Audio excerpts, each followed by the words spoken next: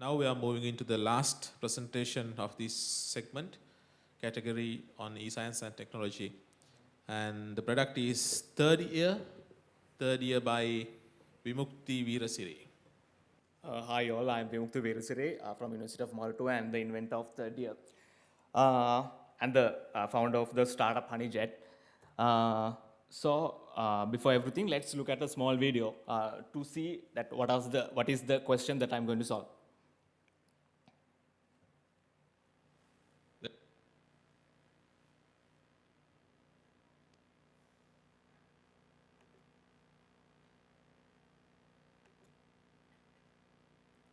Let me check it. It's not playing. The headlines are tragic. Young people wearing headphones killed after a train or other vehicle slams into them. A Maryland case prompted University of Maryland pediatric emergency medicine researcher Dr. Richard Lichtenstein to study whether pedestrians wearing headphones face safety risks. When I just started doing a basic search of looking at headlines and the literature, I found that this was actually seeming to be reported more and more. There was a nearly four-fold rise in these accidents over the period. Distraction likely plays a role in these accidents. Whenever you're running or walking around or listening to music, you're allocating some of your brain to listening to that music and the other part to doing the activities that you're doing. And you really can do both of those things at 100%. Of 116 cases studied, 70% resulted in death to the pedestrian. More than 2/3 of the victims were male and under the age of 30. More than half of the accidents involved trains. And in nearly 1/3 of the cases, some type of warning horn was blasted just before the crash. The results are published in the journal Injury Prevention. I'm Bill Seiler. So this is research done by University of Maryland, United States of America.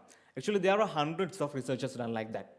And it has occurred hundreds of accidents and thousands of deaths all around the world.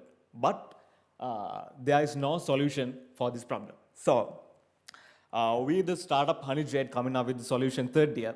What it basically does is, it's a mobile phone application. It, talking about technical details, it gets the input byte stream from the microphone and it analyzes it like artificial intelligence with Fourier transformation and Doppler effect and some mathematical algorithms. And it identifies whether some sound is significant or not. And if any sound pattern is significant, it pauses the music and resumes the music afterwards. And the user can customize that he want to pause the music or get a beep alert or anything as he need. So talking about the technical view, it is using byte level processing. Like you may think like, what is the reason that no one has come up with a solution? So like if you're talking about Android or iOS or Windows Phone application, so there are API security levels. Like you cannot access the microphone when you are in the background. Like if you have switch off your display, you cannot access the microphone because it is a security issue. So to get it done, you have to go to the lowest level and to access everything at the hardware level. So you can access anything, and that is how this is done. And this is the background mobile phone application, and it is not attached to any music player, or it is actually not a music player. It is a background service, and it is working like a background application. So you may think about the battery life and the performance analysis. So we use the Visual Studio Performance Analyzer 2014. And just with the music player, it takes 14.87 hours, and music player plus third year, it takes 14.12 hours, making it the insignificant level of battery drainage. It's about 0.9%. And we believe that we can reduce that to another level also.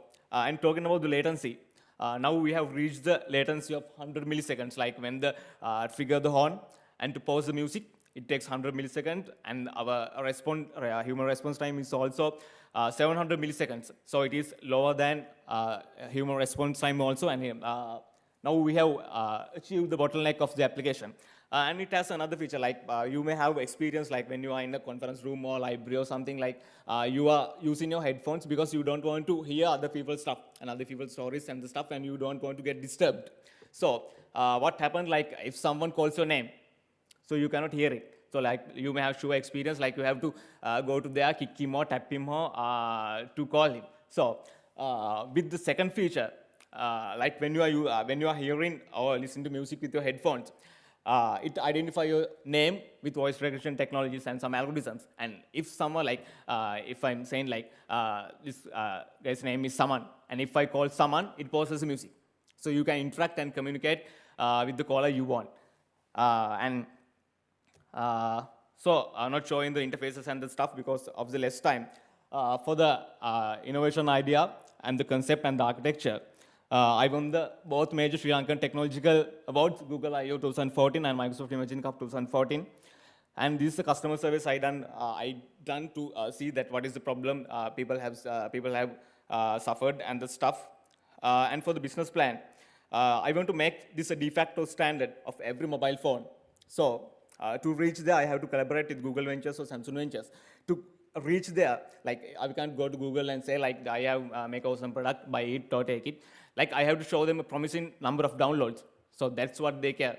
So my first plan is reaching that number of downloads. The app is now in the beta testing stage, and it will be officially released on February 2015, and it is a 1-year trial period. So to reach that 1-year trial period, we came up with the survey that how much a trial period that we should give. And it is long as a 1 year because we want to get it experienced by people. That is how we can achieve the number of downloads. So like that's what WhatsApp or Viber, and they did to reach out for the market. And when we reach out the market, we can approach Google Ventures or Samsung Ventures and reach that, make this embedded feature in their mobile OS.